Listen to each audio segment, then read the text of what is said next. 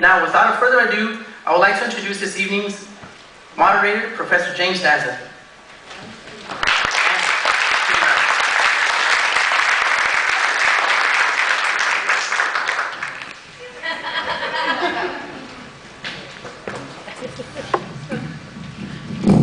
All right, welcome and thank you for coming.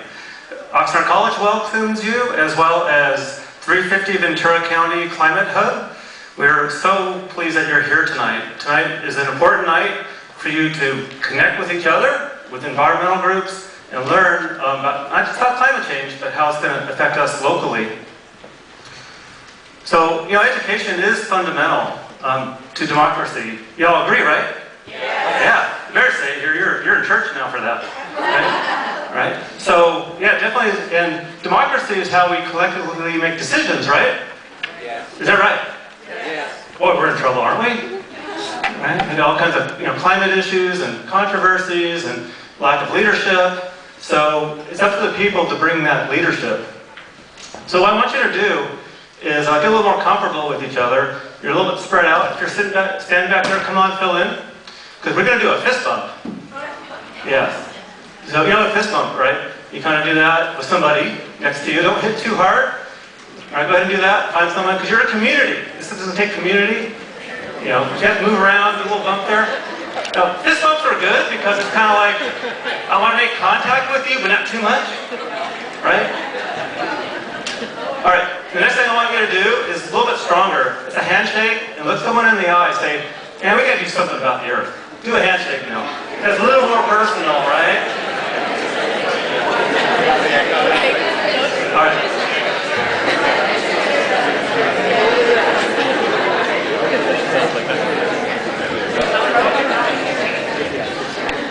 All right.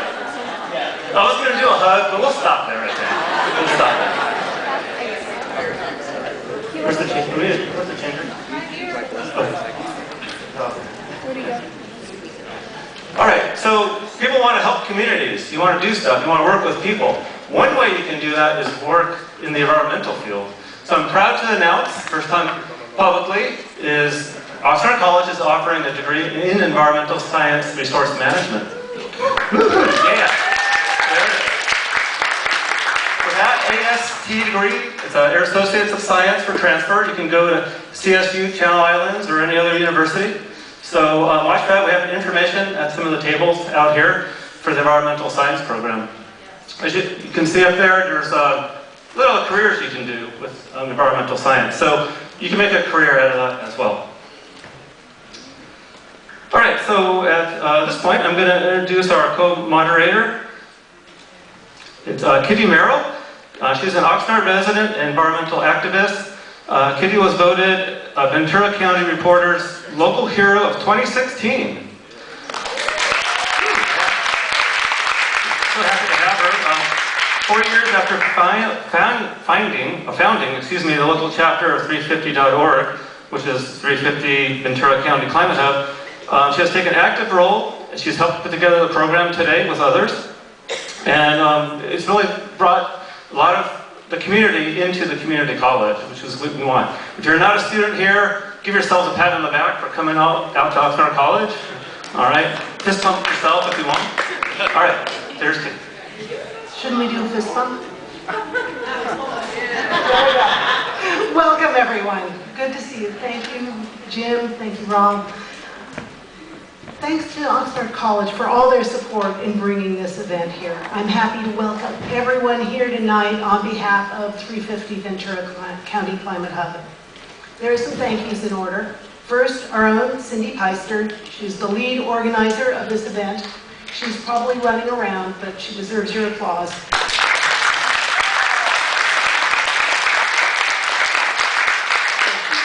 On this since last year to bring climate action now to Oxnard College, and with that she's been supported by many 350 Ventura volunteers, especially Arturo Guido. I also have to acknowledge the many Oxnard College staff and students who have been welcoming and helpful collaborators. The support of the members of the Associated Student Government and of their advisor, Gabby Rodriguez, have been critical to the creation of tonight's summit. And thanks go out to the Community College District and particularly Trustee Joshua Chancer for supporting and publicizing the summit. 350 Ventura County is honored to be able to partner with Oxnard College to bring you this event. Before we get going, a little bit about 350 Ventura County Climate Hub. Since 2013, we've been a grassroots, nonpartisan local affiliate of 350.org. So what is it about 350? That's the carbon dioxide concentration in the air considered to be livable for humans. We're at over 400 parts per million now, so time is short to turn things around. 350 Ventura works for social justice. We ally with communities affected by climate change, by fossil fuel-based pollution, to support a local and global climate movement to transition from fossil fuels to clean energy, and to grow a local food system. We seek solutions that will lead to just and sustainable economic development, resilient communities engaged with solutions, regenerative agriculture, and carbon sequestration, with a vision of creating just and resilient communities in Ventura County, Oxnard first. These solutions have to come from people declaring this is a climate emergency, and that has to come from knowledge and a sense of possibility that there still is hope.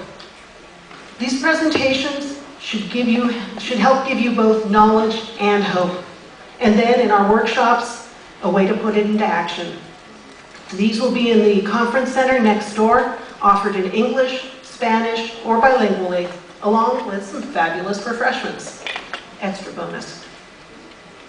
We are one Earth and one people. Unfortunately, wealth has been concentrated in a small percentage of the population.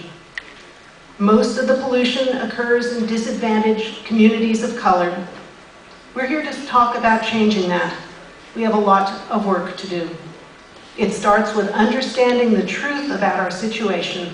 We're not going to lie to ourselves anymore. Now, if you were here earlier, you may have seen a video of Greta Thunberg. She started a global student climate strike last year. Last month, 1.4 million students walked out of classes to protest. And there's another event scheduled for May. She wrote, "So today we walk out of school, we quit our college lessons, and we take to the streets to say enough is enough. Some adults say we shouldn't be walking out of classes, that we should be getting an education. We think that organizing against an existentialist threat and figuring out how to make our voices heard is teaching us some important lessons. The kind of changes that need to happen mean everyone recognizing this is a crisis and committing to radical transformations. We strongly believe that we can fight off the most damaging effects of climate change, but we have to act now." This summit invites us all to be in a learning mode about what is really happening with climate change, what it means for people in our community and in our world. Understanding this climate emergency, how will we each respond? This evening, we will learn how people in our community are taking action and inviting others to join the local climate movement along the way. There's no better way to open this summit than with one more quote from Greta. At the World Economic Summit in Davos, she said, "Yes, we are failing, but there is still time to turn everything around. We can still fix this. I want you to act as if the house were on fire, because it is." With no further delay, let me introduce our keynote speaker, environmental physicist, Dr. Omar Clay. Both nuclear and biological weapons policy and technology. In the course of that work, he realized that environment and climatic issues are the most urgent and compelling challenges facing our civilization. For the past decade, he's been involved in the study of air quality, water quality, and coastal pollution in Baja California. He's the research director at Science for the People. He also teaches environmental science at several universities, where he engages with students from around the world. Please welcome Dr. Omar Clay.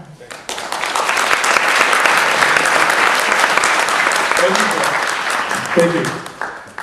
And I want to thank Oxnard College and everybody here for showing up, the student body government, the event organizers, and this distinguished panel we have as well.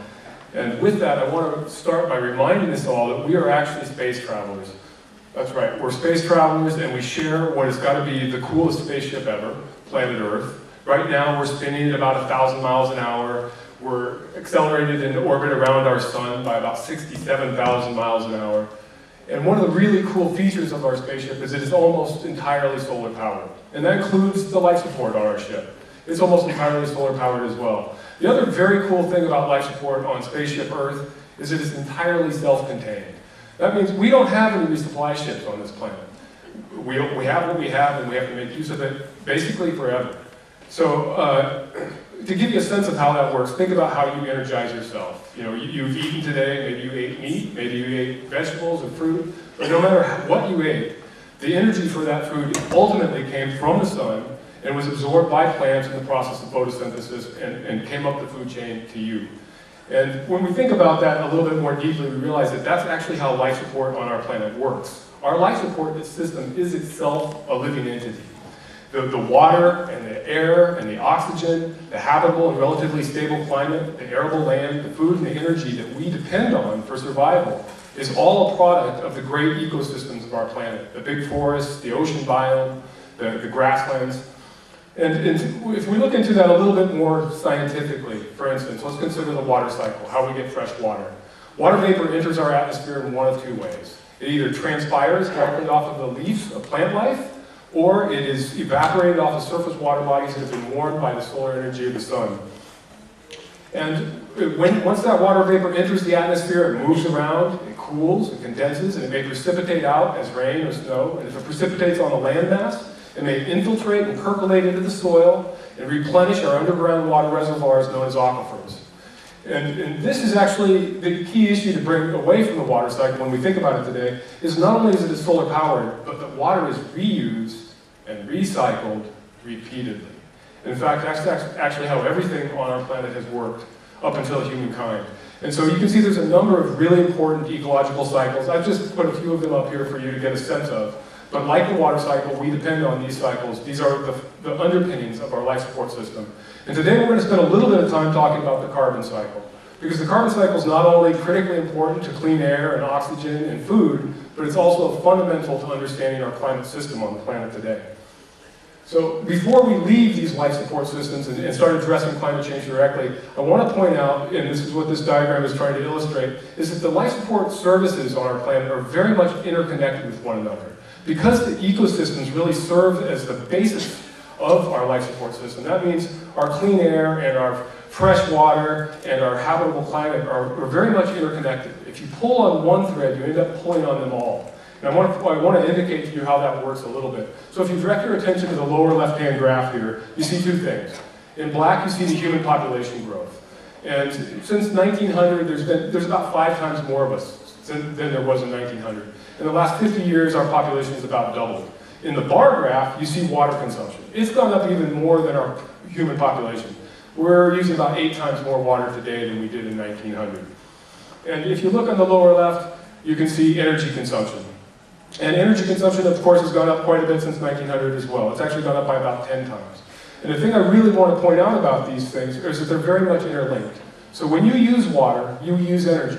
It takes a lot of energy to get water to your tap, or wherever you're using it. It takes a lot of energy to put water in the form that you will want to use it, whether it's a big water purification plant on the outskirts of the city, or if you're boiling water. There's a lot of energy embodied in the water that you use.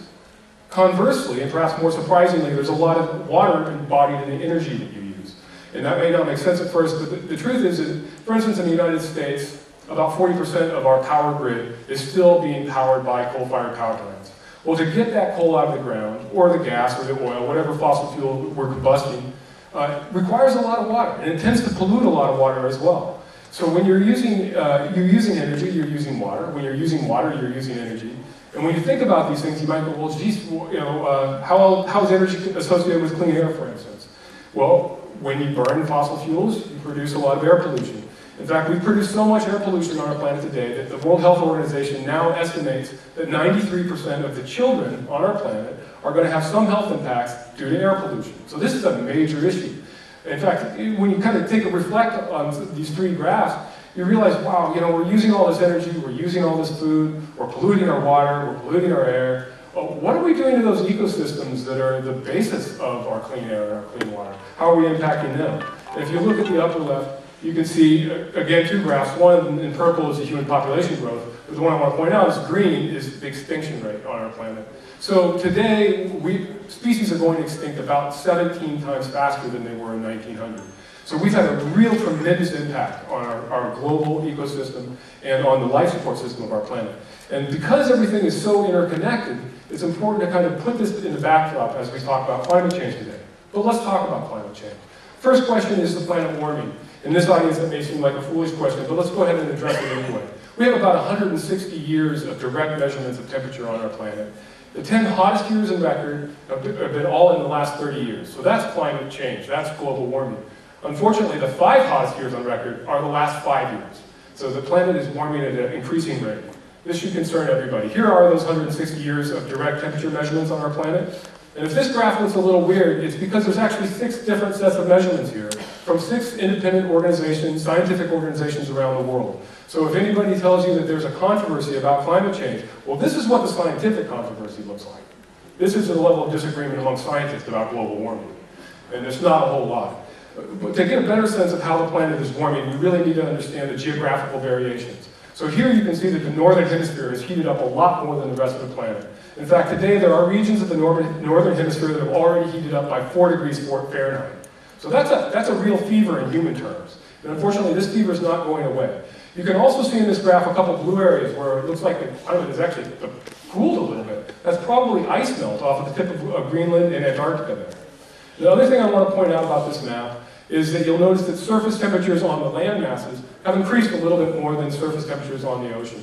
And that should make some sense, because that upper layer of the ocean, as it warms, it'll warm the layer beneath it, and the heat will eventually get convected into the depths of the ocean. In fact, that's what we found, is that about 90% of the heat energy that this planet has accumulated in this epoch of global warming is actually been absorbed by our global oceans. And that's having a major impact on our ocean biome. And at the same time, what it means is that those of us on land, even though we've already seen the implications of climate change, we're only seeing a very small fraction of what is going on with global warming today. So let's talk about this climate system. How does it work and why is it warming? Well, climate on our planet will change anytime there's an imbalance in the amount of energy that Earth receives from the sun and the amount of energy Earth radiates back out to space because it's warmer than space. So that brings up the question, well, is the amount of energy we're receiving from the sun varying? Well, it is. The sun is a very dynamic entity. It has about a 22-year cycle. You can see 60 years of data right here, measuring the amount of energy coming from our sun, and you can see that 22-year cycle really quite clearly. The other thing you'll see here is that the amount of energy coming from our sun is not increasing. It is most certainly not driving global warming today. There are other ways that the climate changes naturally. Natural climate cycles, we've all heard of them. These are called Milankovitch cycles after a Serbian physicist that discovered them in the 1920s. They have to do with the changes in the eccentricity of the orbit around the sun and the angle of the Earth's rotational axis. And you'll notice that the time scale on these things are very long, 20,000 years, 40,000 years, 100,000 years, 400,000 years. And these things have had a major role to play in the ice ages of distant past. And so here's 800,000 years of temperature measurement on our planet there in red. And you can see that the temperature of our planet has gone up and down over 800,000 years. And those are largely due to those Milankovitch cycles. The other thing you can see in this graph is atmospheric carbon dioxide. So I want to call your attention to the upper right, and there's a little blue line there. That's atmospheric carbon dioxide today. It's higher than it has ever been in the last 800,000 years. In fact, it's higher than it has ever been in the last 15 million years. That means we're in an era of climate change that we have not ever been in before. And today, when we look at the temperature rise, and you see it again here in black, this is the global surface average temperature measurement.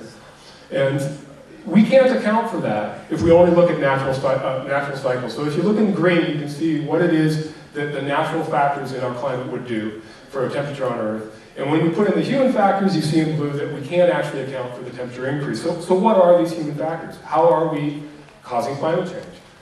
Well, the main reason the main way we're causing climate change today has to do with the greenhouse effect. And everybody here has probably heard about the greenhouse effect, but let's make sure we understand it really clearly. The greenhouse effect is associated with gases in our atmosphere. So our planet is radiating heat because it's warm, but some gases in our atmosphere, called greenhouse gases, will absorb that heat. And then they'll re-radiate some of it back to the planet, keeping the planet a little bit warmer. It's a very good thing that we have a greenhouse effect, otherwise our planet would probably be a very similar temperature to our moon, which is about the same distance away from the sun. However, what has happened is humans have put more greenhouse gases out there in that atmosphere, and the planet is now holding more heat and it's warming up. So there's a whole bunch of different ways that we know that that's why the climate's changing today and not due to some other reason. I'm just going to show you one here, and you'll see some throughout the rest of this lecture. And that is, even though our global oceans are warming up, our land masses are warming up, our atmosphere is warming up, not everywhere, my apology, not everywhere on our planet is warming up. What you're seeing here are temperature records from the upper atmosphere, the stratosphere. The stratosphere is actually getting colder. Why would that be? Well, the reason the stratosphere, or a major reason the stratosphere is actually getting cooler today, is because the bulk of greenhouse gases in our atmosphere are located below the stratosphere. They're holding heat below the stratosphere, keeping the planet warmer, while the upper atmosphere is actually getting less heat, and so it's actually cooling down. So how are we enhancing this greenhouse effect? How are we causing climate change today? Well, a lot of it has to do with fossil fuel combustion, but before we get to that, I want to make sure that we cover the carbon cycle. The carbon cycle is, and I mentioned it earlier, is really essential to understanding the climate system.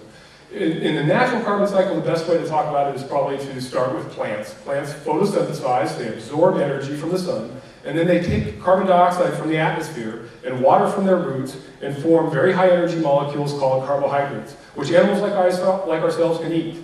And they also produce oxygen. So animals like ourselves come along, we eat the carbohydrates, we breathe in the oxygen, we use the oxygen to burn the carbohydrate, and we produce carbon dioxide, which goes back out to the atmosphere, which plants can then reuse to create more carbohydrates. That's the natural carbon cycle. Unfortunately, humans have seriously disrupted the carbon cycle. How did we do it? Well, we dug up fossilized carbon in the form of coal and oil and gas, and then we burned it. And when you burn a hydrocarbon, or a fossil fuel, and this is a chemical equation for burning methane, one of the simplest fossil fuels, and here it is in words. What happens is that you use up oxygen, and you produce carbon dioxide, and you get energy out. So it's very simple. Every time you burn something, you're going to use up oxygen, you're going to produce carbon dioxide, and you get some energy out. And we've been doing a lot of burning. In fact, this is the cumulative global annual fossil fuel carbon emissions since 1750. Today, every year, we're producing about 35 billion tons of carbon dioxide. That's almost 5 billion tons of carbon dioxide per person on our planet. It's a lot of carbon dioxide. Carbon dioxide is a gas. A ton is 2,000 pounds, and we're producing 35 billion tons every year. Wow, where is all that carbon dioxide going?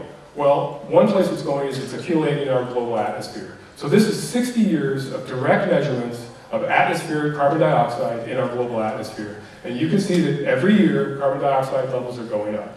The other thing you can see in this graph is there's a little oscillation, a little wiggle. That little wiggle is a seasonal variation due to the great northern forests blooming, absorbing carbon dioxide, and producing oxygen. So you can kind of see both the natural carbon cycle here and the human impact on the carbon cycle. And when you think about that, you might go, wow, if we were producing all that carbon dioxide by burning fossil fuels, are we also using up oxygen in our atmosphere? Well, we actually are, and here are the measurements of oxygen in our atmosphere. This isn't something to worry about. There's plenty of oxygen in the atmosphere, but this is yet one more indication that it's humans that are causing climate change today. The other way we're causing climate change is through deforestation. We remove plant life from the surface of the planet, and they are no longer available to absorb carbon dioxide and produce oxygen. We interrupt the carbon cycle in this way, and we drive climate change in this way. So the scientific summary of why climate change is occurring on our planet today is right here. It's very simple. There's a natural greenhouse effect, which we're thankful for. There's a human-enhanced greenhouse effect, which is causing temperatures to rise. The other thing that you see here in this diagram is that there's three particular gases that are being pulled out as important. There's CO2, which is carbon dioxide, which we've been talking about. There's CH4, which is methane, which we will talk about, and N2O, nitrous oxide, which we'll also talk about. So let's figure out what are these greenhouse gases and what's going on with them.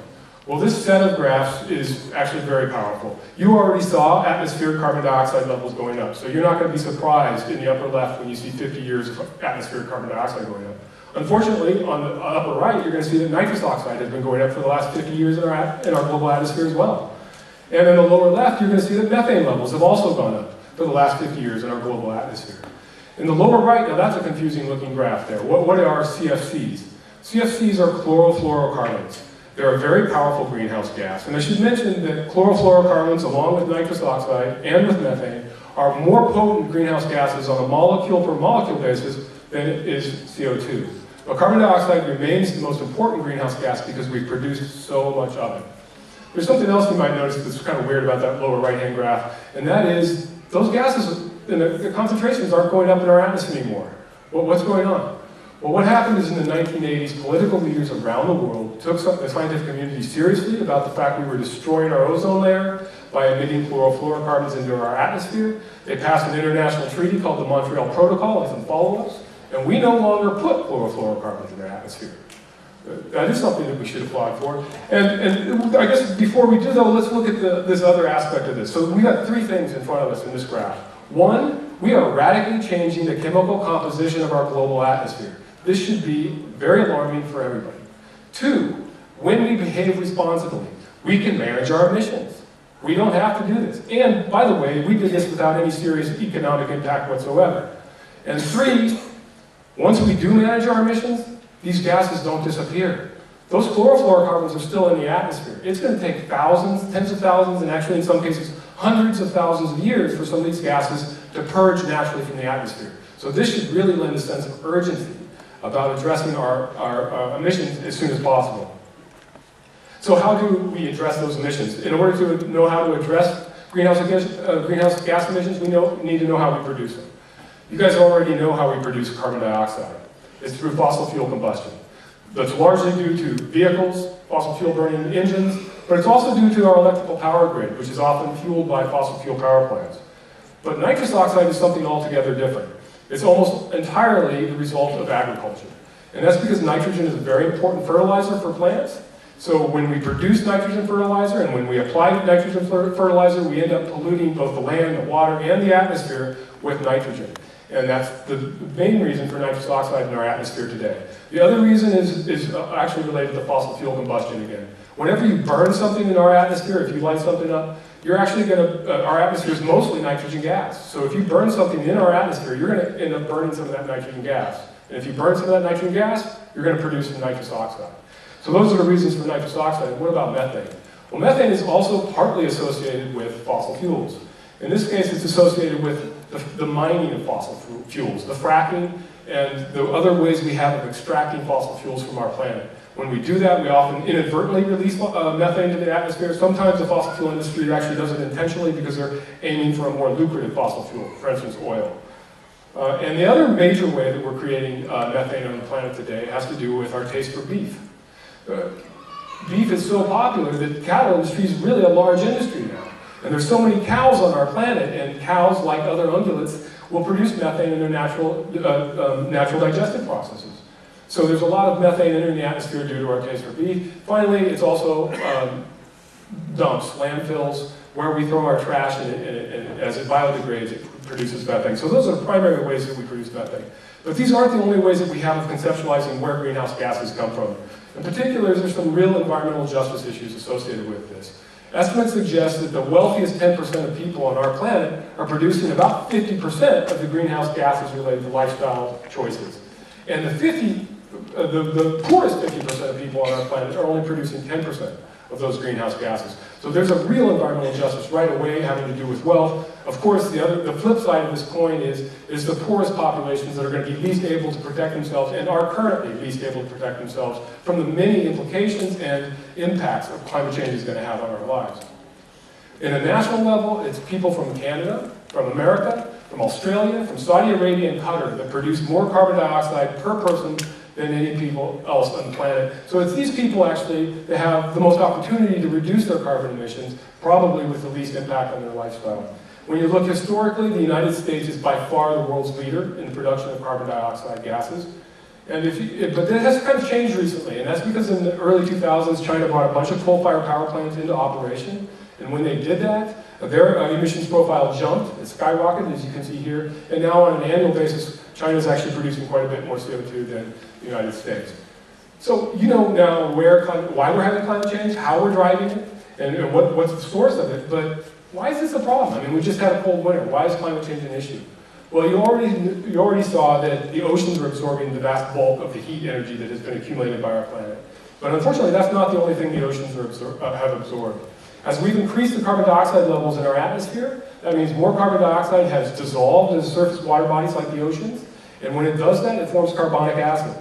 That means, and these are direct measurements again, that means our oceans are actually getting more acidic. In red, you can see atmospheric carbon dioxide levels going up, but in blue, you can see oceanic pH declining. That means the oceans are becoming more acidic every single year. And that has real implications for the ocean ecology. Marine life that depends on calcium carbonate shells, like these snails, will dissolve in acidic waters. And the keystone species of our ocean ecology really is the coral reef.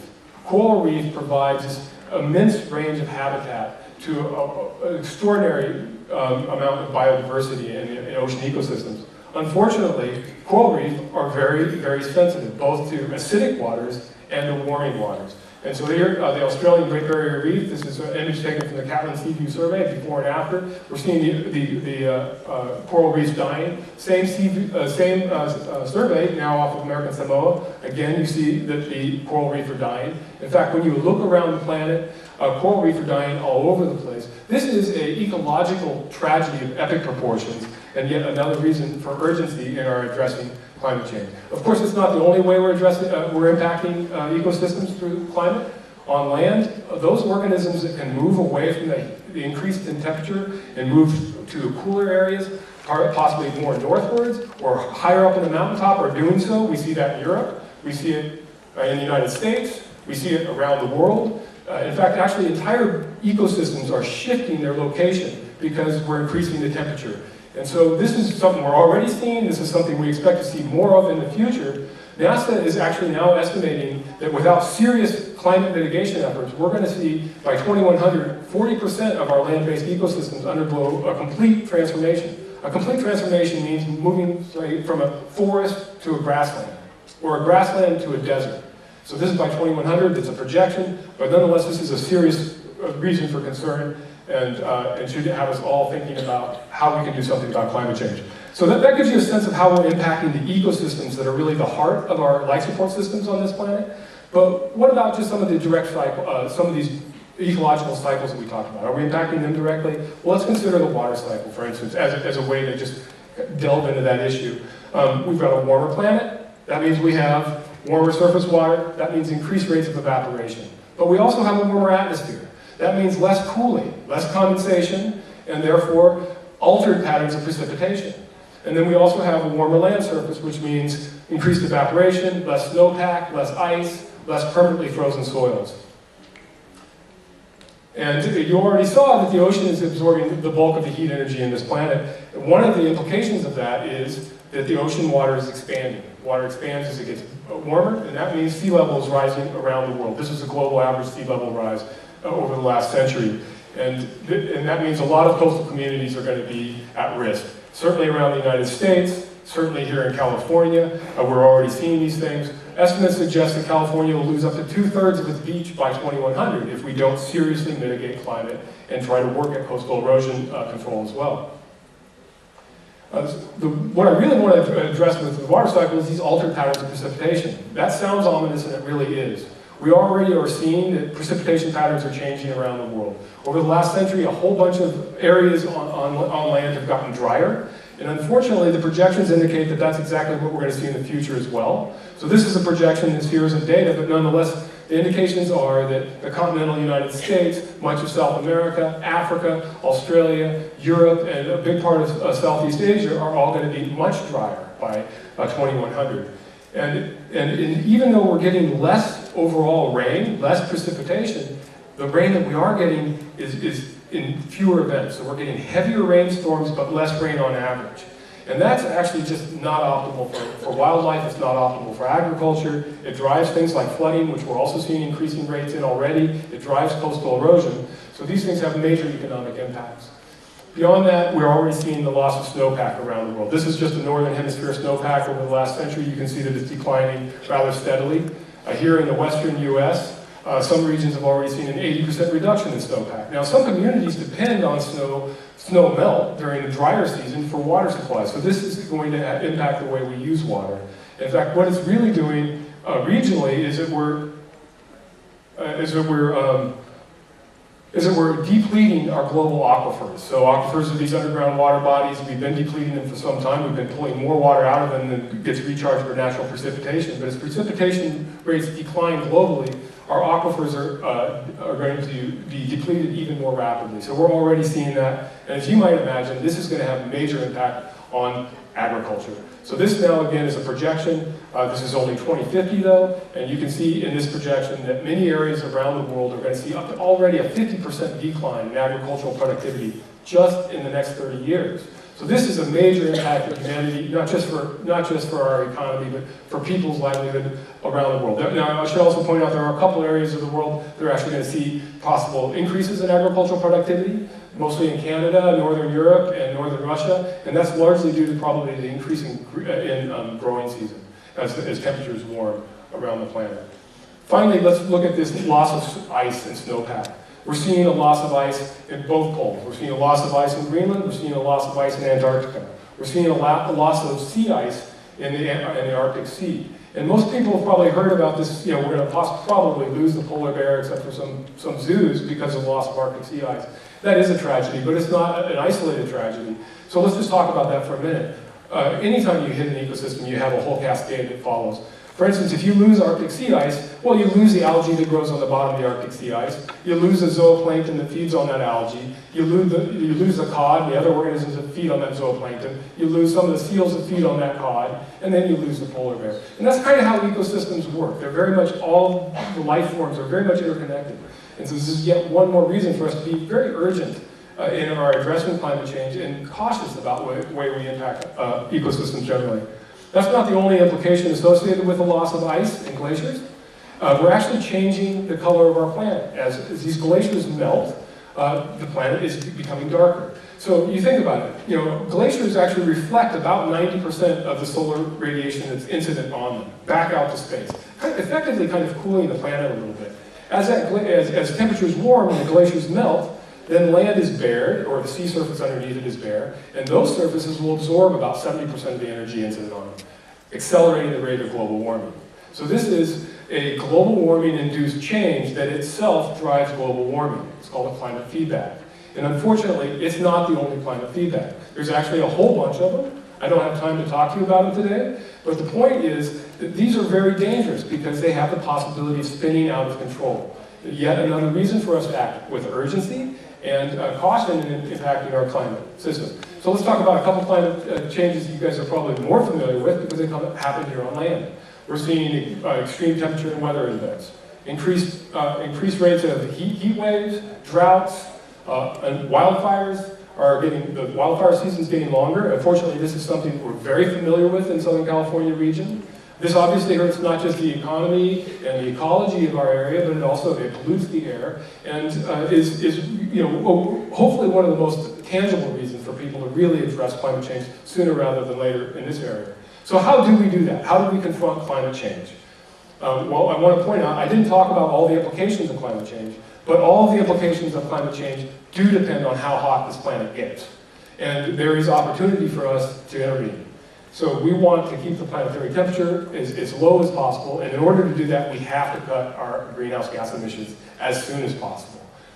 And thankfully, there's evidence that the global society is aware of that. Political leaders around the world have gathered together and signed the Paris Climate Accords and voluntarily agreed that they're going to cut greenhouse gas emissions in their own nation. That's really important. There is, of course, one exception, the sitting president of the United States.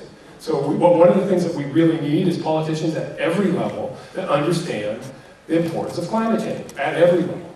And we also probably need to stand up to climate misinformation. There's a very well-funded effort to misinform the public about what's going on with climate science. I don't have time to talk about it today, but if you guys want, hit me up in Q&A and I will talk about it.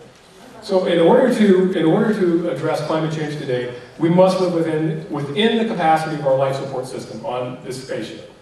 We have to recognize the interdependence of these various aspects of our life support system, and we have to live within the constraints of these natural ecological cycles that provide us with the life support on our planet. One of the ways to do that is to understand your own impact. So all the foods and products and services that we consume have energy embodied in them. They have water embodied in them. And learn how much water and how much energy is embodied in products and services that you use. You can do this. I encourage everybody, actually, in your own private time, get online and go look up a carbon footprint for yourself, your household, look up your ecological footprint and your water footprint. These calculators are available online. They'll give you a very good sense of some of the ways that you connect to the climate system in general and what you might be able to do personally to lessen your impact. Incidentally, you could also do that on an institutional basis. In general terms, what we really need to do is to eliminate waste in consumption and in production.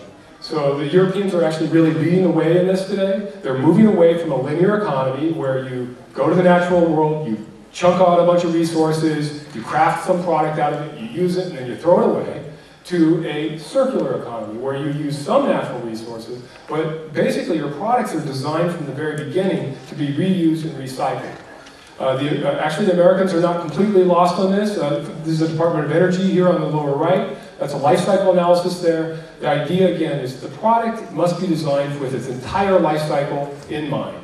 So that means that a product is designed not just to be used and discarded, but used, repaired, reused, recycled. And that is really going to be the way that we can live within the constraints of our planetary ecosystem. And with that, I want to say thank you and thank you for your attention and hand this back over to our very distinguished panel. Thank you very much.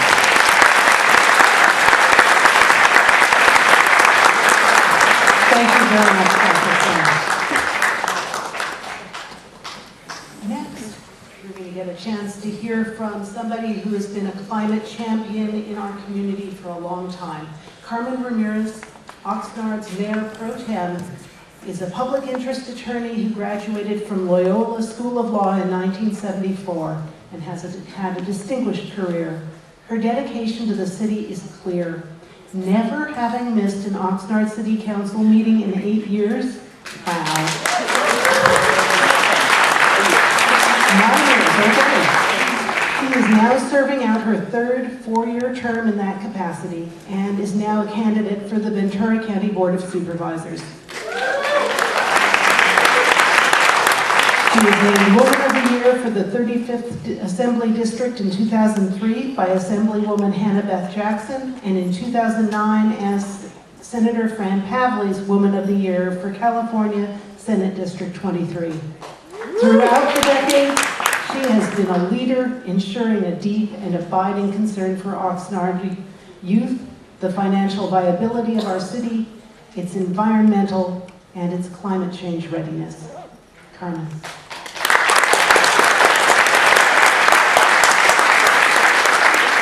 Thank you, Kitty. Hey, thanks everybody for being here. And I've just been lucky to be in the right place at the right time. And you are in the right place at the right time here in Oxnard. Oxnard has become a legend in confronting climate change and changing the way our city, our community's been treated by the faiths that have not always been fair to our people. I wanted to start out by, you got the science. It is pretty daunting, but I'm here to tell you to have hope, because Oxnard itself and what we've gone through for the last maybe 15 years indicates that we can make some changes and be successful when we didn't think it was possible. I like to quote Nelson Mandela, one of my heroes, who said, "It always looks impossible until it is done." Today, I had the opportunity to attend a presentation by Southern California Edison that was about replacing the Puente Power Plant, which many of you worked on challenging, and we successfully fought, and it's not going to happen. We're going to have now battery storage to replace the energy needs of our community. Battery storage is generally created by solar. So it's a non-polluting, and we hope some good jobs come out of it as well. But it is a testament to the people of this community that you were not discouraged when many people said it couldn't be done. They literally laughed at us, but here we are. We're not going to have a power plant. So I wanted to just briefly start by saying environmental justice is a combination of people knowing that the consequences of an environmental abuse fall on the people who are the least able to deal with it, the poorest people, the immigrants, the working people, that don't have a lot of resources to get air conditioning, to eat organic sometimes. And it started, I think, of course, with Cesar Chavez's fight against pesticides in the fields. That was what the grape strike was about. Some of you might remember that, but a lot of you are very young, you wouldn't remember that. And also Martin Luther King joining the sanitation workers of Memphis the night before he died. And their slogan was, they were mostly all African-American men who are working in sanitation, low paid, terrible conditions, still had, despite full-time jobs, eligible for food stamps. And their slogan was, I am a man. I'm a human being. Respect me. Treat me right. Pay me right. My job has dignity. It's important. And of course we know he was assassinated in that city on April 4th, 1968. But that was a plea, a demand for environmental justice. Oxnard is, and you'll hear a little bit more about it, a city that is very burdened with toxics. And toxics hurt us, hurt individuals, hurt children, babies in the womb, and affect our lifespan. There is something called Cal EnviroScreen 3.0, which you should all know about, which indicates that the city of Oxnard has areas that are in the 98th percentile of the burden of toxics, which is fossil fuels, pesticides, and other contaminants. We have to address that. We have to try to reduce those pollutants in our community. And when there's an effort to put industries or activities that are going to hurt our people, our children in particular, are vulnerable to asthma, we have to say no. But that's where you come in. Nothing that's been accomplished in the city was because of a city council person deciding that it shouldn't happen. It always takes community and organizations. In 2007, a huge mining company called BHP Billiton decided, along with the powers that be, we're going to have a liquefied natural gas terminal here off our shore. The people said no. It started in our neighborhoods. We knew the pipe was going to come across South Oxnard, right at Ormond Beach. The people said no. 3,000 people or so came out to the State Lands Commission after months of effort by groups like CAUSE, like Sierra Club Environmental Defense Center, California Coastal Protection Network, and allies from all over, and a lot of our unions, SEIU in particular, came out and said, no, we don't want this here. And you can't see it, but here's a little memory of that time when thousands of us went out to Oxnard Performing Arts Center and said no, and they listened to us. So make sure that you don't just count on your elected officials or appointed officials to do the job. You have to be there pushing them. And I've been pushed. And because of that, our whole council in Oxnard has been pushed. Our council unanimously fought these things. But before I got on council, there was something called the McGrath Peaker, which is located right next to Mandalay, where Puente was going to go.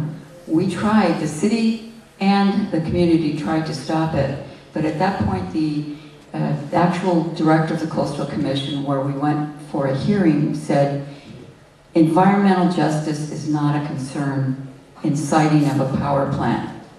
Well, I'm here to tell you that through the efforts of CAUSE in particular, and a lot of other groups around the state, the Coastal Commission has adopted environmental justice policy.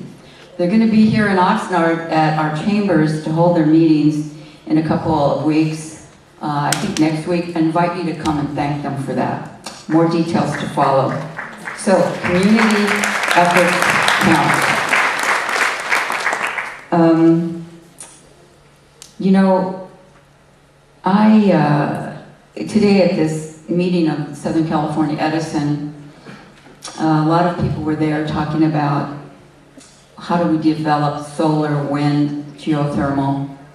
And again, a few years ago, would have been unthinkable to supply this region with renewable energy enough to keep the lights on. But it is here, it is going to happen, and we do not need a gas-fired or two gas-fired power plants on Oxnard shore. But there's a lot more work to do, and you heard about it with Dr. Clay's presentation. But one of the things that's very important is that the environmental justice movement should not leave anybody behind. There are people who work in the oil industry and other industries now who have very high-paid, good jobs. They don't want to lose them. I don't want to see them lose that standard of living.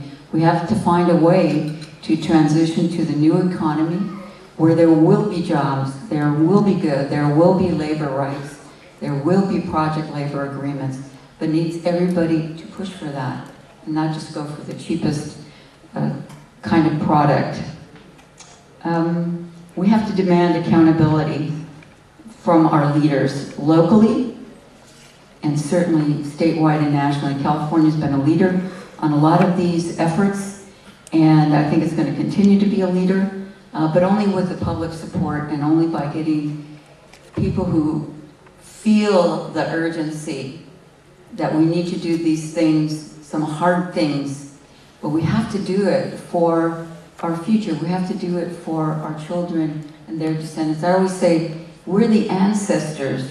This current generation now in charge, the generation that's coming to be in charge, a lot of you younger people, we're going to be the ones that are going to be held accountable by history. Did you do what you needed to do? Greta is telling us, did you do what you needed to do? Or shall we condemn you for your lack of action to save our world? We've certainly seen it in Ventura County with the Thomas fires, the Montecito debris flow, which killed a lot of people, and then the Woolsey fires and the fires all over our state. That is the impact of climate change. I know farm workers were working with that in that smoke to pick the crops, because the crops were perhaps to some people as important as the health of our farm workers. Thanks to CAUSE and other people, they got masked, but they were still working in it because perhaps they were somewhat expendable. We can't let that happen. So there are a lot of things going on in our country. We've attempted to exit from the Paris Climate Accords. It's not in effect yet. Individual cities and counties and states can still express an opinion that they want to be in it. And I would like us to do that in our city.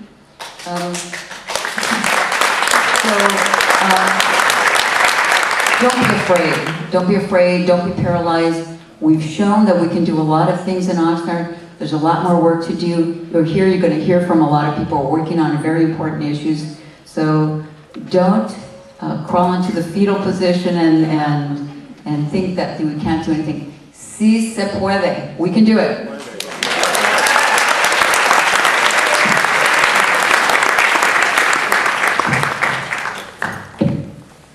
Thank you, Carmen.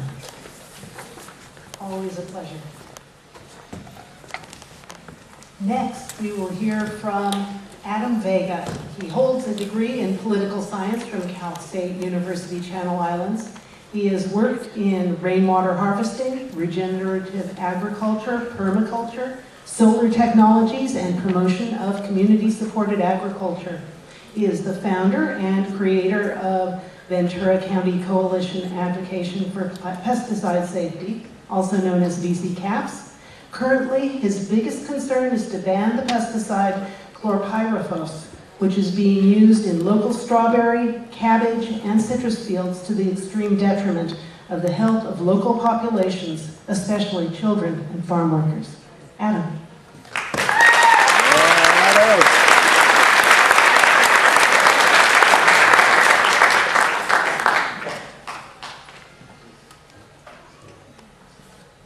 Make sure that this clicker clicks in the right direction.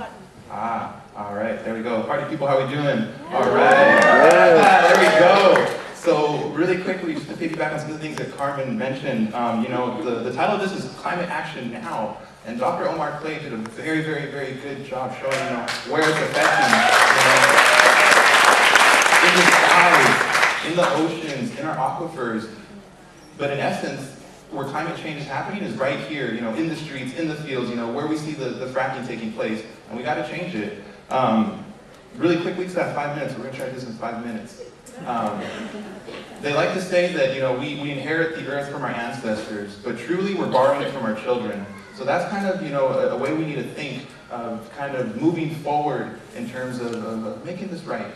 The high cost of cheap food. Food's cheap, you can go to Walmart, you can go to many, many places and get it for a couple bucks, a couple pennies. But that comes at a cost. And that cost is felt by our people, our planet, and it's all for profits. So we really need to change our value system. And that's something that we're in essence trying to do here. Very briefly, VC-CAPS, Ventura County Coalition Advocating for Pesticide Safety. If you'd like to learn more, join in the good fight, get in touch with me. I see a lot of VC-CAPS members, some friends, there we go. Thankfully no enemies, but a lot of empty seats. So what we need to do is make sure that we can bring more people into these conversations, because it's really, really going to be important. Coalition, you know, this is a group. One person can't do everything, but everyone can do something. Your life is your story. Live it well, tell it well. And we're doing a pretty good job at that. I think this has a laser pointer. So these beautiful people up here, this is a small portion of the folks that make up VC-CAPS. We're a collective, a coalition of artists, authors, musicians, you name it. And we come together to, you know, fight for farm workers' rights and kind of this new system that we want to see. Right over here, this was a beautiful, beautiful day in Sacramento. We started at the legislator's office. We talked to all our legislators. And after that, we marched to the Cal EPA building to say, hey, we're not waiting anymore. No more poisoning, no more studies. The suspicions are confirmed. We know how toxic this is. We see it every day, you know. Our family members need to go through this. And it's something that, you know, enough is enough. So if you're interested, July, date to be determined, we're working on getting 500 people to really shake things up in Sacramento, so please keep in touch with them if you'd like to join us. So I'm here because someone came here before me and before them, and so on and so on and so on. So, you know, roots, you need a foundation. When you're doing this work, you need to be rooted, grounded in, well, what keeps you going. For me, that was my great-great-grandparents right here, Manuel Gomez II and Jenny Castillo Gomez. If it wasn't for them, I wouldn't be here in front of you today talking about this issue.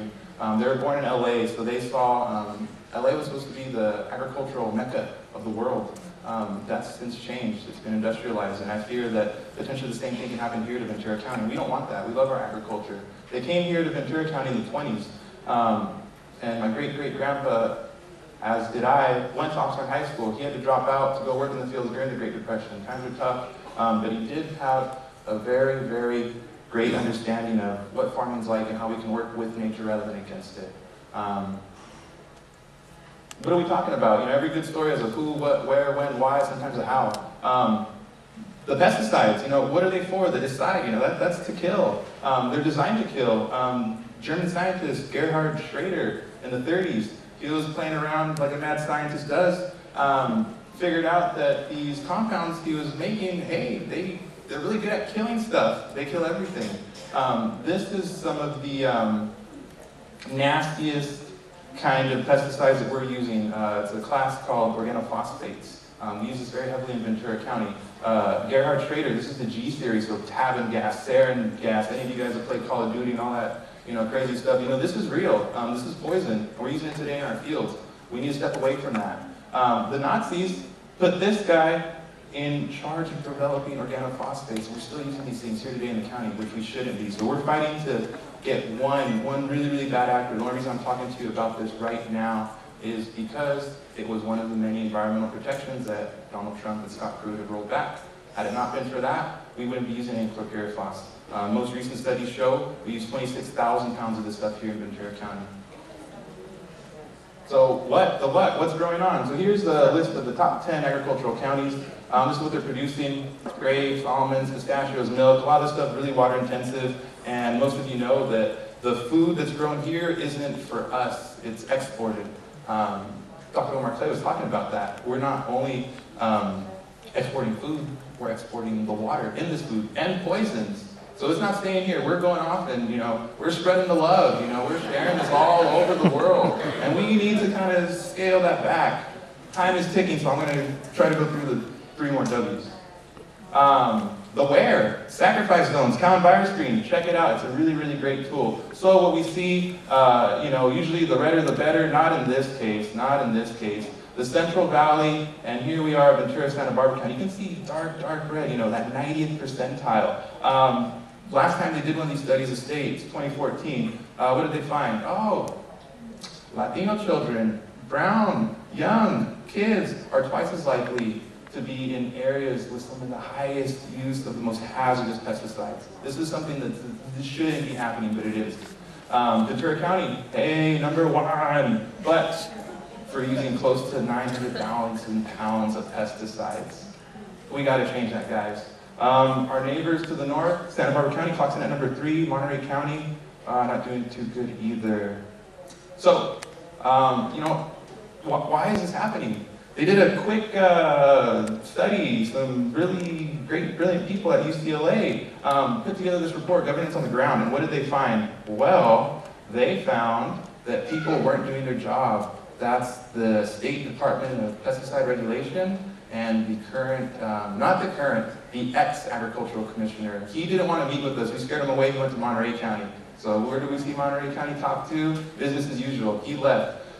We're feeling really, really good about our new agricultural commissioner. We're making some really great strides. So I encourage you to please, your insights, your knowledge, it's welcomed at these tables and these meetings. So I invite you to join us. They found out that the county agricultural commissioners do not consider cumulative exposure, nor do they research or recommend alternatives to some of the nastiest stuff. So it's easier to spray and walk away and not think twice about who is harming. And we gotta change this. How are we gonna do it? The brown revolution. It's all in the soil, guys. The more we use these fertilizers and chemicals, that's not good. Who saw the picture of the strawberries that washed up on the beach? A couple people. Yeah, right? How do strawberries end up in the beach? Oh, the irrigation ditches. Well, when you're not seeing strawberries, there's a bunch of pesticides and fertilizers that are washing away to our beaches. That's not good for any of us that enjoy the beach.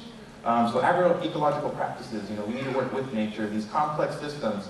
God forbid we win the fight against nature and we beat her into submission, and then we need to take on all these ecological functions. How are we going to do that? I don't know. The common phrase, you are what you eat, but you are what your food eats. And if your food is on a steady diet of nasty toxic chemicals, well, in turn, that's kind of what's coming into our body. Not very, very good. We need to become climate resilient. Agriculture has an incredible potential to mitigate, suck up all this carbon, put it in the ground. That makes better food for us. It's really, really awesome. And gelites, this is a great word that Arsenio from my crop taught me. There's no such thing as a weed. That's kind of this prohibition era term, it's very nasty. So we need to change the language in which we're using. There's no such thing as a weed. Call it a gelite, call it an upstart, unknown plant that started growing, something a little bit nicer. Glyphosate, this stuff is bad. We're taking it to the big agri-giants, Monsanto. So if you can join us this Wednesday, the Oxnard School District is going to vote on this resolution, which we worked very hard on and we can't read too well, but it's going to cease the use and purchase of glyphosate in the Oxnard School District.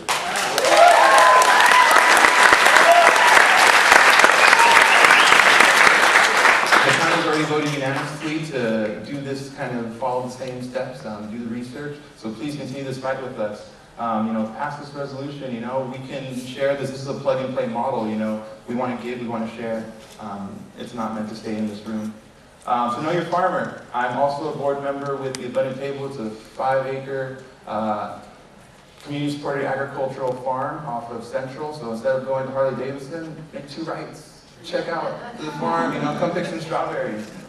So we trying to, really show this idea of sustainable relationships between our land and our local community, community-based agriculture, food sovereignty. We need to decentralize this nasty, ugly system that we have. Make it for the people. Support your local community garden. If you can support a CSA member, these are the farmers which we're supporting. So thank you very much. I think my time is up. Thank you so much. Next, we are going to hear from Tomas Morales Rebecki, a graduate of San Diego State University with a bachelor's degree in political science and Spanish. He's a senior Central Coast organizer for Food and Water Watch. Based in Oxnard and Ventura, he works in local communities and statewide organizations to ban fracking. He worked in his home county of San Benito as the field director and co-campaign manager for Measure J, the first successful voter initiative in California to ban fracking, civic extreme injustice, and advocacy at the county level.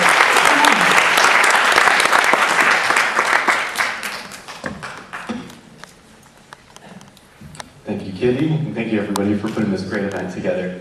So once again, my name is Tomas Morales Rebecki, and I'm the senior organizer for Food and Water Watch. And Food and Water Watch, we're a national nonprofit.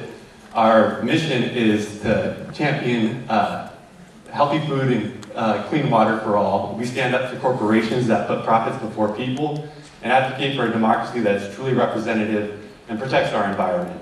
So, what does that mean? So we work on a lot of different issues, from food and water, from stopping water privatization and Nestle, to stopping factory farms too and the harms they do to polluting our water, but also impacting climate change. But one of our major focuses is the fight of our lives. It's climate change, and we've focused a lot more on climate change and specifically fracking over the past 10 years. Food and Water Watch was actually one of the first organizations nationally to come out to call for a complete ban on fracking over 10 years ago. So I know it's already been mentioned a couple times, but let's see how many people here have actually heard of fracking. Okay, great, that's a good amount.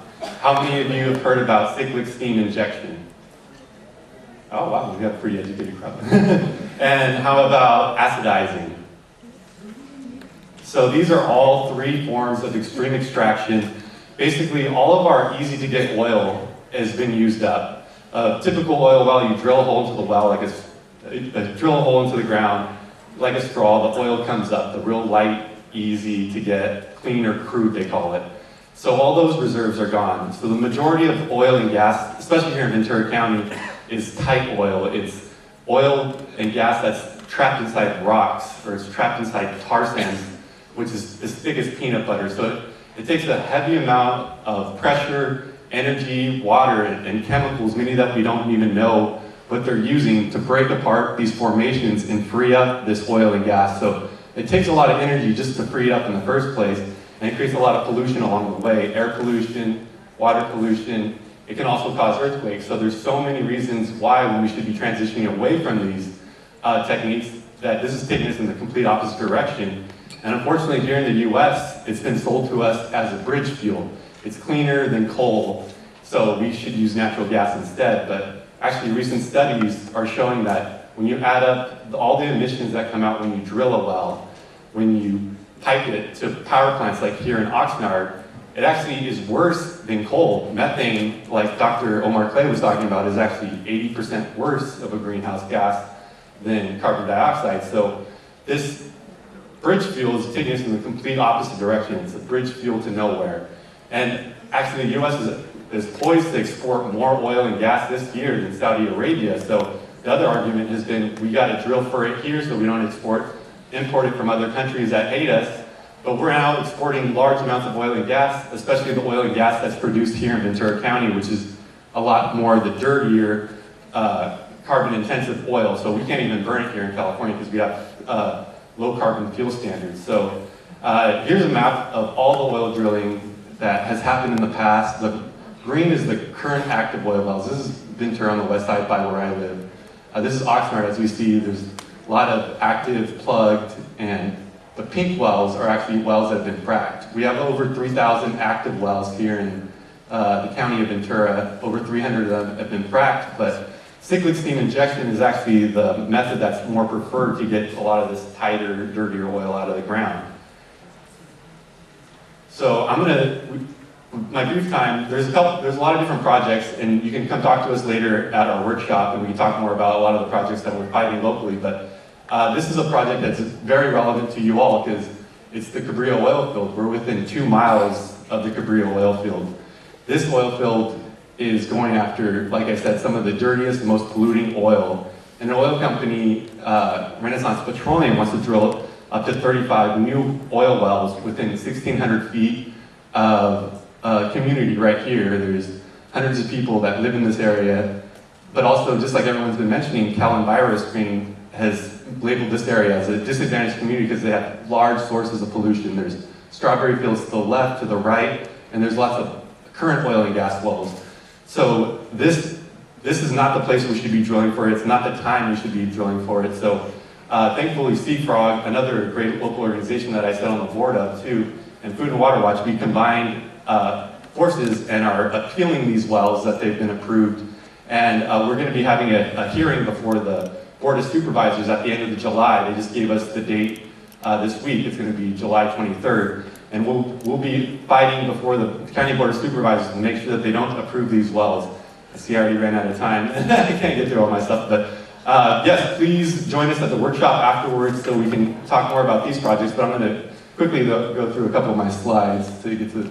These are other communities that have taken it upon themselves to ban fracking and other harmful extractions throughout the U.S. Over 8 other counties here in California have banned it, including, like we mentioned, my home county, San Benito, back in 2014. They outspent us 15-1. They spent over $2 million in our small rural county, but we still passed the ballot initiative with 60% of the vote because you can't spend enough money to convince people to pollute their own water. So in the end, people power is definitely more powerful than all the money that they have. So this is just one example of how we can do that. So these are just a list of a couple of the projects that are coming up on the way. I can talk about them more in our workshop later.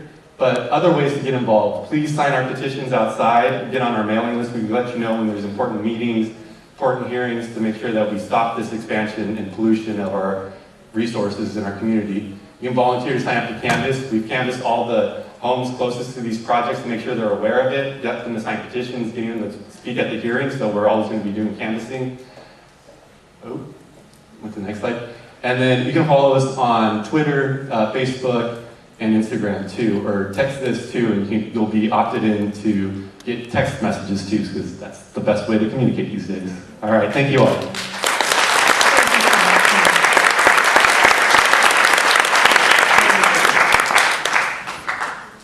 Next, we're going to hear from Lucia Marquez. She's a community organizer and policy advocate for Central Coast Alliance United for a Sustainable Economy, or CAUSE, as you may know it. She grew up in Santa Paula and graduated from Santa Paula High School, Ventura College, and the University of California, Santa Cruz, where she majored in community studies. Go Slugs. Lucia is working with community as she pursues her passion for immigrant rights and social and environmental justice. Welcome.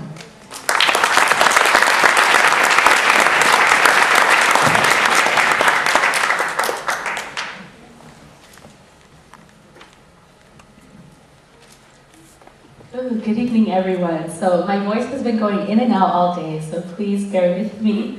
I'm going to try to keep it alive as much as possible. Like I was introduced, I'm a community organizer and policy advocate with CAUSE here in Ventura County, where I'm doing a lot of work around environmental justice. And it's really exciting talking about environmental justice in the community of Oxnard, because that's where we've done a lot of our historic work. And so today I'm kind of talking about how communities of color are really on the front lines of climate change. And so when we're looking at who faces the biggest burdens of climate change and pollution, we're looking at low-income communities of color who are always disproportionately impacted by heavy pollution. And when we're looking at that disproportionate impact of pollution, what we're calling that really is environmental racism. When you think of environmental racism, what that is when institutions, policies, corporate decisions are being targeted towards communities for undesirable land uses and projects where the result is communities are being exposed to toxic waste and hazardous pollution that is impacting their lives every day.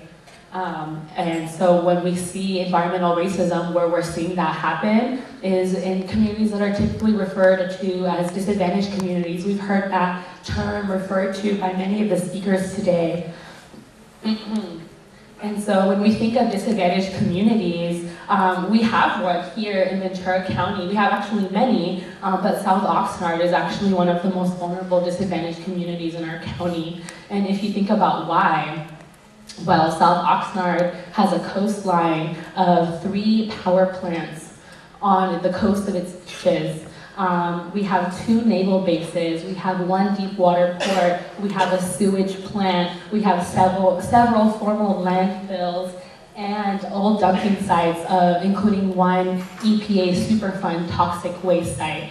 That's a lot of pollution, all targeted in 1 community. This is all in South Oxnard. And so when you think about the burdens of pollution that this community is being exposed to, what also is being experienced in these communities is high unemployment, heavy poverty, also a lot of households that are non-English speaking. And then when we look at the demographics, is it a coincidence to us that this community is 75% Hispanic? It's not, you know, it's environmental racism. It is, it's targeted. This community is a dumping ground, and it's not a coincidence that a lot of these projects are concentrated in 1 area. And so when you think about all of these burdens in these communities, is what happens when you have all of that pollution with high unemployment and poverty is that usually a lot of these communities don't have the means for health insurance or health care. So when we have all of this pollution, you're also having a lot of health burdens and health impacts, but these communities don't have access to take care of themselves. Also, when you think about, you know, when our communities are Spanish speaking, typically those are the communities that are not engaged. And we know that that's happening. You know, thinking about the Thomas Fire and a few years ago, all the alerts that were sent out informing the communities of what was happening, they were not sent out in Spanish. Think of how much of our communities were not engaged and not informed about something that was drastic that was happening in their communities. And so this is what we know is going on. This is the state of what our community is. And so what is it that we're doing to improve it? What is it that cause, the organization that I represent, what is it that we're doing to fight climate change in South Oxnard? And what we have done is that we fought for 5 years to oppose the Puente power plant, which Carmen shared that we won that fight. There's not going to be... It took 5 years, but it was something that we did not want another power plant on the coast of our beach. We did not want to further pollute our air, our community, and our people. We also are working to restore Ormond Beach and the wetlands in South Oxnard. The wetlands are something that, you know, help us fight climate change and its natural ecosystem. And then we're also working on ongoing work to minimize industrial pollution and expansion into South Oxnard. But most importantly, we're engaging community. That's an environmental justice value where community has a say, community is engaged, because the people that are being most impacted deserve to have a say of what goes into their community and what their communities look like. So, you know, when fighting this fight of climate change, what we really need to do is bridge climate change and environmental justice. You know, as climate change worsens, it will be low-income communities of color who lack the means to, you know, evacuate when emergencies and disasters happen. It'll be these communities that don't have access to health care, to treat the conditions that are brought on by the pollution that is in their communities. And so when we see more intensity of climate change, what we really need to examine is the systemic injustices that are put onto our communities. And so when we're fighting climate change through environmental justice, we're not just looking at the environment, but we're also looking at the intersections of economic justice, social justice, health justice, because it's not just about the environment, it's also about the people. So, thank you.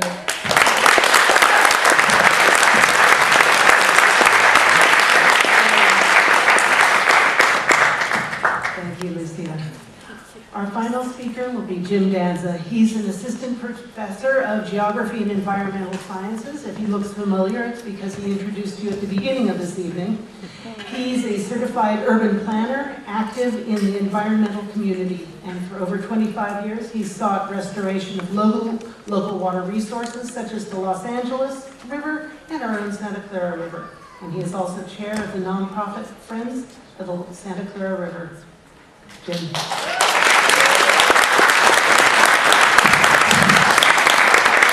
All right, time to bring it home, right? Yeah. Home to you guys. You can. That's the acronym. Isn't that perfect? All right. Climate action now. So we're going to talk about the now. Now, what's going on? This is the Arctic Ocean. It's white, or supposed to be white. Watch how this changes. This starts in around 1998, I think it was. And you'll see the ocean currents moving ice around. The white is permanent ice. Well, it's supposed to be permanent.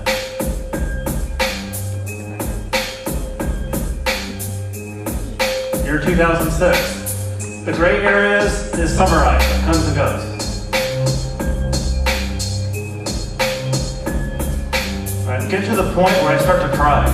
I think of Frosty the Snowman melting.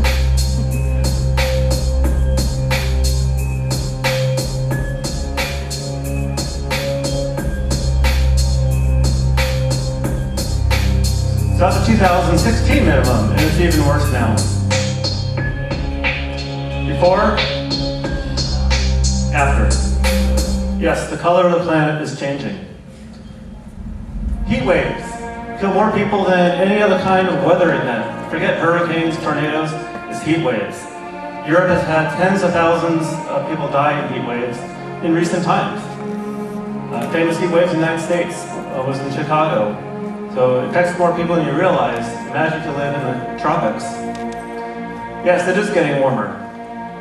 You can see the temperatures rising over time.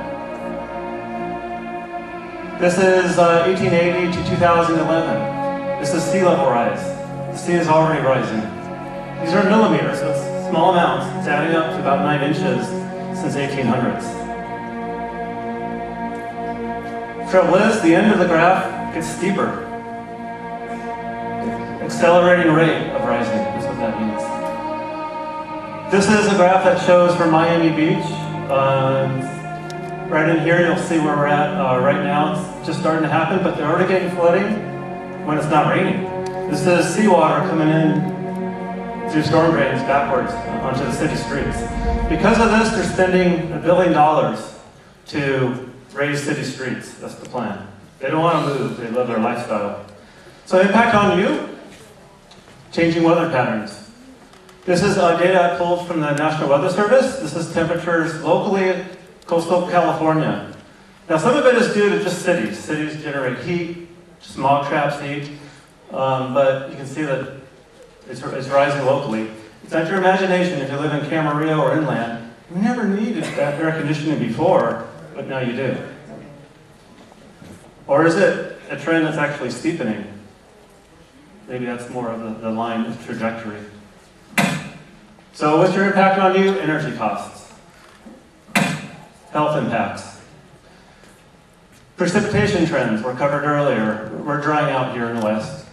This is our drought cycle, getting worse over time. The yellow is more droughts, but also the rainfall is changing. That's the green part. It's peaking higher at times. So with more droughts, more fires, insurance costs are rising. If you own a house, you know what I'm talking about. Air quality and taxes. How are we going to pay for all the damage and infrastructure changes? So, this is looking at rainfall. Since 1970, the storms are getting worse locally. Floods are a problem to consider with that. This is the floodplains of Oxnard area. We have a map, but we need to change the maps and worry about this more. So floods are an issue. Snowpack.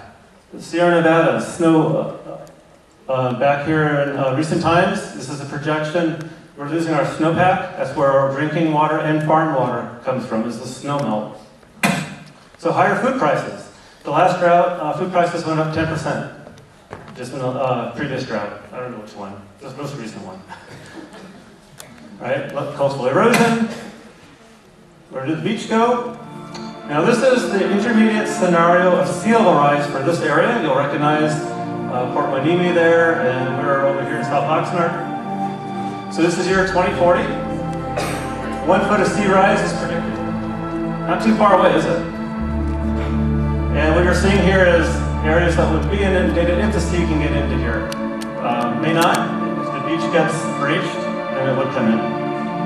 This is year 2060. I can't do the math. I think I'll be alive then. Well, I don't know. Hopefully I won't. But yeah, higher insurance costs. Year 2080, 3 feet of sea rise. The blue areas are inundated because the beach is breached. And this is 4 feet, year 2100. Again, an intermediate scenario, not the worst case. If you go to the high case, we have major issues. So we got to think about how we build our cities and what we're going to start doing about it. This is going to happen if we did everything possible. So yeah, ouch, this is down. Sorry about that. All right, so how will we cope? Comic relief. Whew.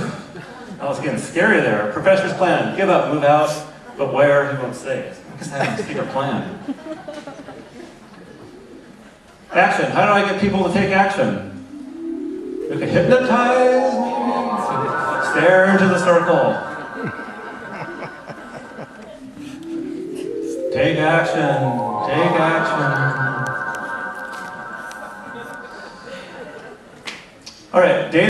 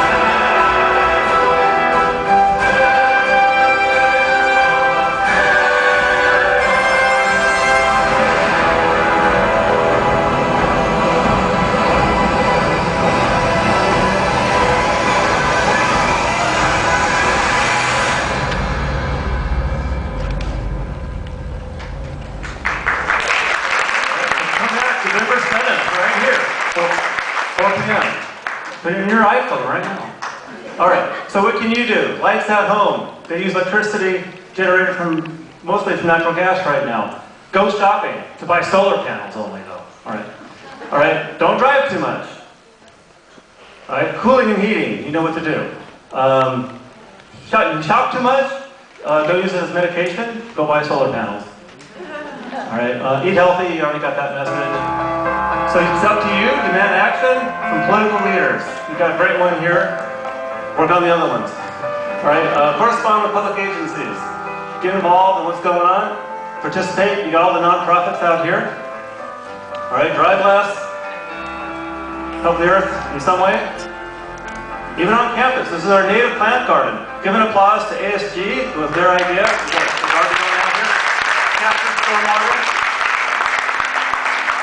All right, go to the events. You'll learn about those out there today. Do what I did. Meet with politicians. Look at that. And then, get the presidents involved and had different hairdo then. Right? You look, and we got Trump to plant a tree. That's pretty good. All right, so final thought. Will the world community reduce? What will you do? All right, thank you very much.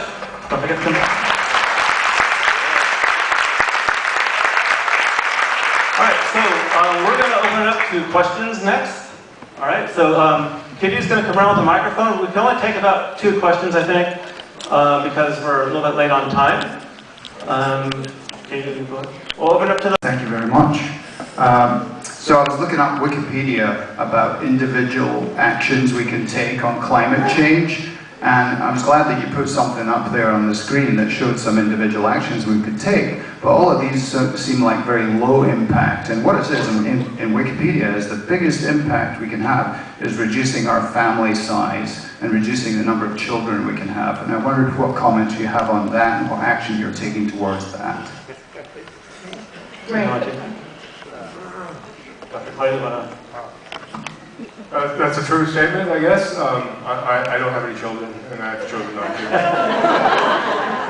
I don't have any children either.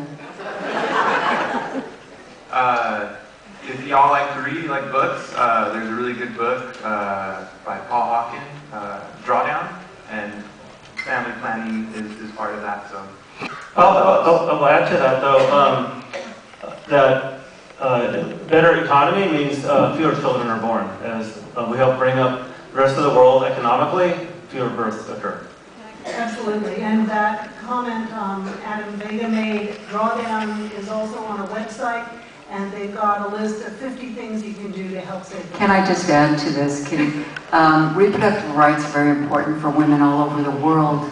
And right now, our government, under the current administration, is opposing family planning. People have children all over the world because they need them to help support. If they had women had better choices in marriage and family planning, they would have a penetration. I'm going to follow up on the Mayor Pro Tem on that, and that is to say, although it is true that population growth is a major problem, it really is the wealthiest people that have the greatest impact. And so even though we really do need to work on family planning around the world, it's the wealthiest people that could really reduce our impact. So it's not just population growth, it's what we do as a population.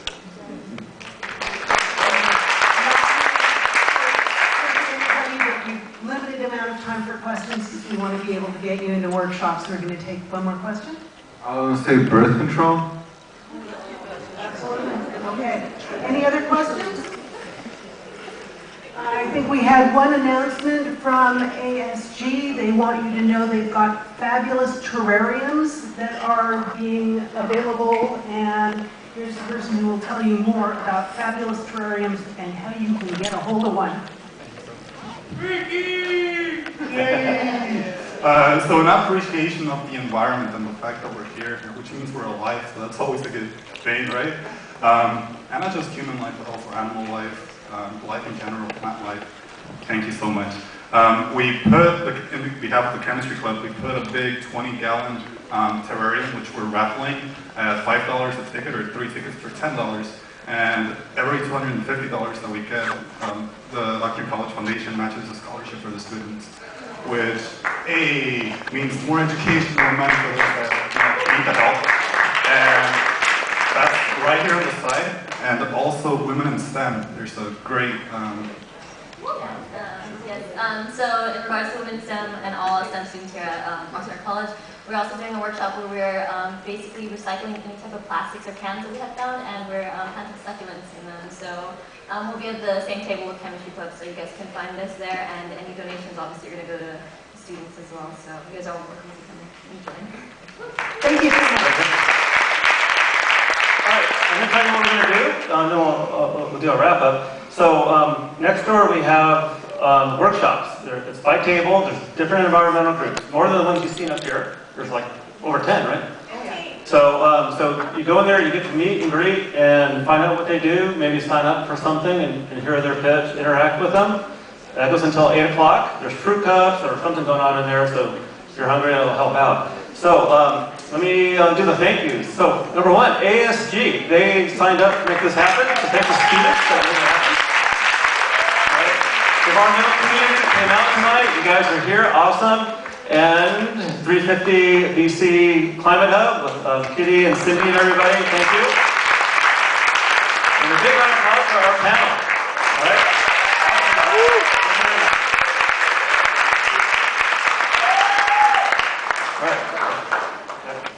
All right, let's move on over. Fist bump. Fist bump. All right. Yeah. Going. So it's off to my right. This is for, it's actually called Sunshine and Succulents with OC STEM students. And with that, we're missing the whiteboard or like the paper that we're supposed to do, but with each succulent that you plant, you're essentially planting a dream for the future. So we'll just probably discuss that with people as they come and they, you know, plant their succulents. But yeah, it's kind of like, you know how you plant a seed for your hope for a beautiful future. That's kind of the idea, I suppose. But yeah, being that these are kind of really resilient, I feel like it was the best option as far as planting goes. And we also have options for planting like food, so that's always gonna be a thing too. And then these are just some of the terrariums that are the little that we had already built for the chemistry club. So we're also going to be you know, trying to get donations for any of these. But yeah, just trying to embrace the beauty that is the natural state of the planet and the plants that come with it. Yeah, I don't know if you guys want to add on anything to that. No? Okay. So these are all native plants? For the most part, the succulents are. Some of them aren't. Obviously, we went to like nurseries and like Home Depot and stuff to like get some of these other plants. So yeah, it's a mix of a bunch of different types. But yeah, this is a lot of our hard work and blood, sweat, and tears from this. At least this one. Mostly tears. But yeah. Mostly tears. Great, thank you. Thank you. You're familiar with it? Are you familiar with the Green New Deal? No. No? Well, this is a resolution, a new platform that promotes green technology, a different way of boosting our economy how it is, and this would be a really good step going into getting out of the cliff that we're heading to right now, the environmental cliff and the economic disaster we're in right now. And this will kind of get us out of it. What it does is like kind of the New Deal. I don't know if you're familiar with that. And after the Great Depression, they did a jobs program. Of course, it was not for everybody. It was for minorities. It was not for women. And the Green New Deal incorporates everybody, and mostly, and with minorities and indigenous people, the vulnerable at the forefront. So, in 2 years of promoting it until 2020, and then it's gonna take, it should, take lift off and start putting legislation in and start implementing it. So hopefully, I mean, this is what we're trying to do is just kind of promote it right now. And just So that's the congresswoman from New York, right? Yeah, Alejandra Ocasio-Cortez. Her and Ed Markey from, I think, Maryland or Massachusetts. They kind of co-wrote it here in the United States. So it's been around for a while around the world. This is just a step in the United States that we need to take because we're the leaders in destroying the earth, and we're going to have to be the leaders in doing it. But taking the lead more as the people, the government, the people getting involved instead of having the corporations to the corporations for it, and capitalism is the reason that we're in this mess. You know, they're doing it for the money. Whatever they do is for the money. They gotta look at dollar signs, and we can't do that anymore. You know, so hopefully people are open to it and are ready. Great, thank you.